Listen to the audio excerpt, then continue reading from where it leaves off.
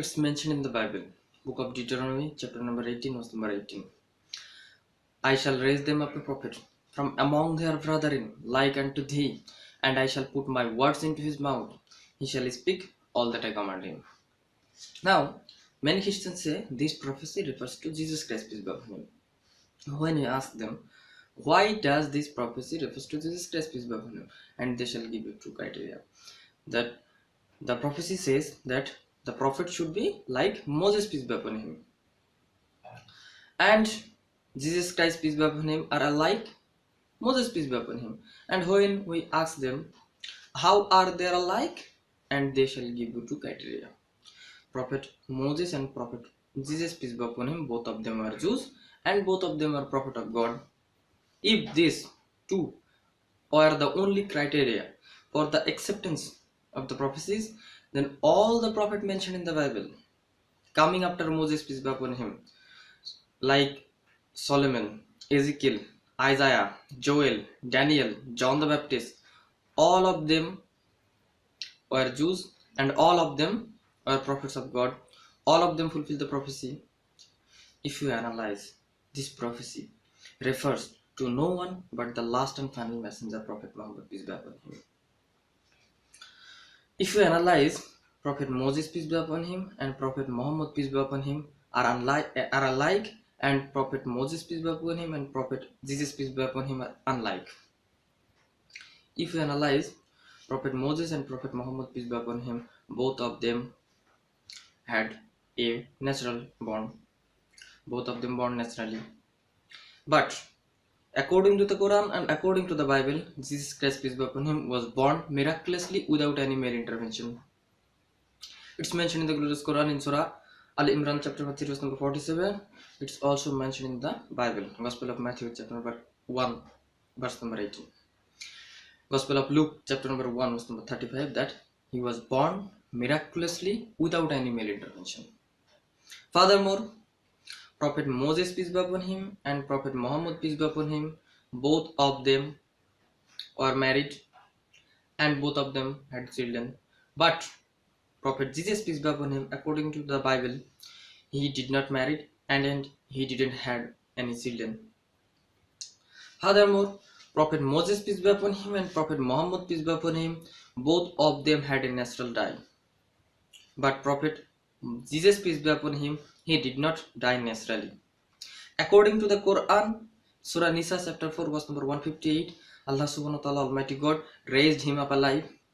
But if you read the Bible, the message is the same.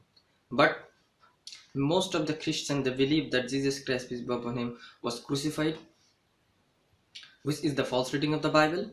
But even if you agree what they said, irrespective, brother, whether Jesus Christ, peace be upon him, was raised him up alive or crucified, you had to agree that he did not die naturally. Furthermore, Prophet Moses, peace be upon him, and Prophet Muhammad, peace be upon him, both of them bring new law. But Prophet Jesus, peace be upon him, it's mentioned in the Bible, Gospel of Matthew, chapter 5, verse number 17. Think not that I have come to destroy the law of the prophet. I am come not to destroy but to fulfill. Prophet Jesus, peace be upon him, did not bring any new law. Furthermore, Prophet Muhammad, peace be upon him, and Prophet Moses, peace be upon him, both of them are worldly kings. That means they had the power to give the punishment, life and death, to the person who deserved. But as for the Jesus, peace be upon him, he was not worldly kings. It's mentioned Gospel of John, chapter number 18, verse number 36. This kingdom is not of mine. That means he was not worldly kings.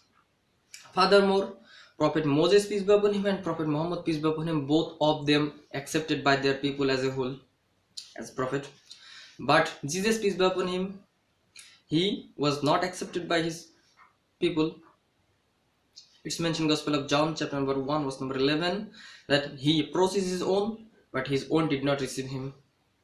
Furthermore, if we analyze, Prophet Muhammad, peace be upon him, and Prophet Moses, peace be upon him, both of them are alike. But Prophet Jesus, peace be upon him, are unlike Prophet Moses, peace be upon him. Furthermore, the prophecy says, I shall raise them a prophet from among their brethren, like unto thee. from among their brethren.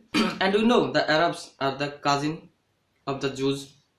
They had the common great grandfather of Prophet Abraham, peace be upon him. And furthermore, the prophecy says that I shall raise them up a prophet from among their brethren, like unto thee, and I shall put my words into his mouth. And you know, whatever the revelation revealed to Prophet Muhammad, peace be upon him, he repeated verbatim, as though the words are put in his mouth. It's mentioned in the glorious Quran in Surah Nazm, chapter number 53, verse number 3 and 4. Furthermore, it's mentioned in the book of Deuteronomy, chapter number 18, verse number 19.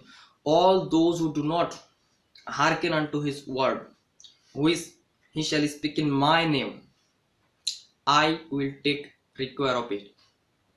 Another version say, I will take revenge.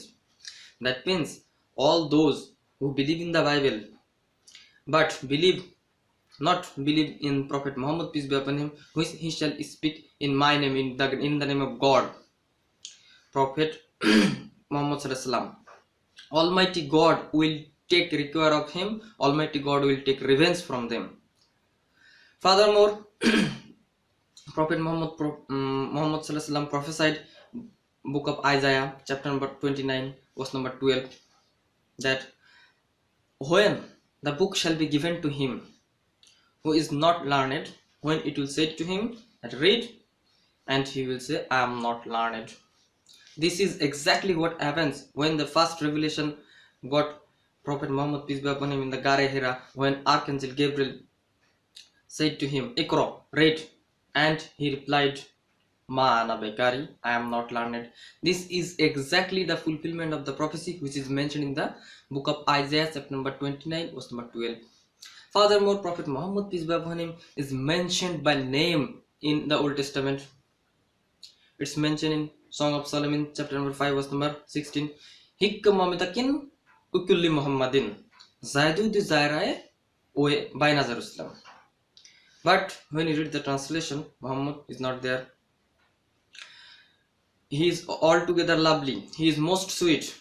He is my beloved. He is my best friend, O daughter of Jerusalem. But if you know the Semitic language, even in Hebrew, they add im for respect. Like Ella for God, Elo, they add im for respect, Elohim. Similarly to the name Muhammad, they add im, Muhammadim for respect. So Prophet Muhammad, peace be upon him, is mentioned by name in the Song of Solomon, chapter number 5, verse number 16. But when you read the translation, Muhammad is not there. Name is not there. Furthermore, Prophet Muhammad, peace be upon him, prophesied several places in the New Testament. It's mentioned in the glorious Quran in Surah Araf, chapter number 7, verse number 157. They will follow the messenger who is unlettered and who is mentioned in the law and the gospel. This message is repeated in Surah Saf, chapter number 61, verse number 6, that Jesus Christ, peace be upon him, was sent as a messenger to the Bani Israel, giving glad tidings of a messenger to come, whose name shall be Muhammad Ahmad. So Quran says Prophet Muhammad, peace be upon him, is mentioned in the law and the gospel. When we read, we find there are several prophecies of Prophet Muhammad, peace be upon him, in the New Testament. It's mentioned in Gospel of John, chapter number 14, verse number 16, that I will pray to my Father to send you another comforter who shall abide you forever. And Gospel of John, chapter number 15, verse number 26, and when the comforter come, which I shall send you from my Father, and he shall glorify me, he shall testify me. Gospel of John, chapter number 16, verse number 7, it is expedient for you that I go away. For if I go not away, the comforter shall not come. For if I depart, the comforter shall come. Many Christians, they say this comforter refers to Holy Spirit. But carefully note the prophecy. Gospel of John, chapter 16, verse number 7. It is expedient for you that I go away. For if I go not away, the comforter shall not come. For if I depart, the Comforter shall come. So the criteria for the Comforter to come is Jesus Christ, peace be upon him, depart. If only the Jesus Christ, peace be upon him, depart, the Comforter will come. But we know Holy Spirit is already there before Jesus Christ, peace be upon him, came on this earth. Holy Spirit is already there in the womb of Elizabeth. Holy Spirit is already there before Jesus Christ, peace be upon him, being baptized. So this prophecy cannot refer to no one but the last and final messenger, Prophet Muhammad, peace be upon him. And what they did, the word for comforter, original, if you go Greek and Aramaic, the original word is parakletos. They change it to paraclete. Paraclete actually means advocate, comforter. But they change it, but the original word, the right word is paraclete. Is irrespective, brother, whether it is parakletos or paraclete, it befits no one but the last and final messenger, Prophet Muhammad, peace be upon him.